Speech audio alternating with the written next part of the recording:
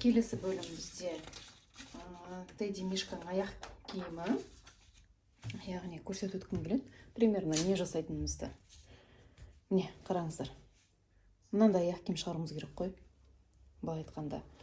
Астында мындай резинкасы болады. Аяқ киімнің үстінен былай киюге жақсы, жазда жүруге жақсы. Зданияда жүргенде носкидің былай чешка киіп алып, аниматорлар осылай киеді. Міне. Осылай жасауымыз керек. Осының лекаласы сізге беріледі.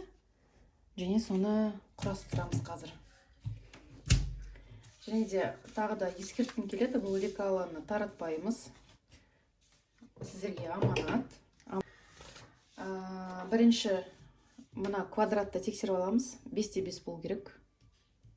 Линейкамен немесе мынандай лентамен тексеріп аласыздар. Енді бір-біріне құрастырамыз. Бірінші, екінші бөліктерді бұларды қосудың қажеті жоқ. Бұларды осылай қиып аламыз. Осы тұрғысында. Енді мына бөлшектерді бізге үшінші, төртіншіге былай келістіру керек қой. Міне. Мен алып тастайын қазір. Мына екі жақты тоже крилюдің қажеті жоқ. Мына екеуін тілегейміз. Қараңыздар, мына сызықпен мына сызықты қиып тастаймыз да, мына үш бұрышқа келтіреміз. Жабыстырамыз.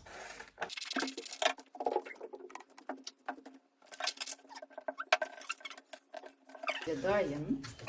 Қараңыздар, бізде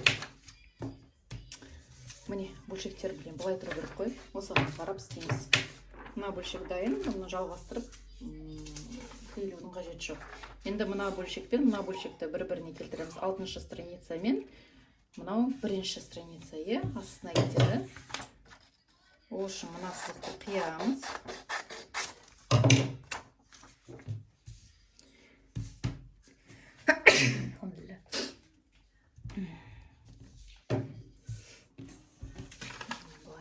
Бисмилля деп бастаймыз, осылай жабыстырамыз.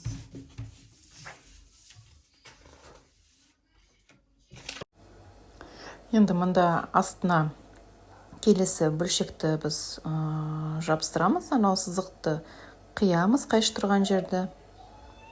Осылай қиып болып, мына үш бұрышқа келтіреміз. Анда жарты үш бұрыш, мұнда жарты үш бұрыш. Просто балам жылап қалды. Сосын звукты алып тастадым. Міне осылай келтіреміз. Келесі бөлшектерінде былай келтіреміз. Әне видеодағыдай жан-жағын қиып. Көрсетіп жатқан жақты қиямыз. Сөйтеміз де келесі бөлшекке оны жабыстырамыз. Мына клейлеп болғандарыңыздан кейін, анау клей ашылып кетпес, қағаздан клей ашылып кетпес үшін скотчпен жабыстырып шықсаңыздар болады. Бүкіл лекаланы сол кезде сізде ешқайда не істемейді, ашылмайды.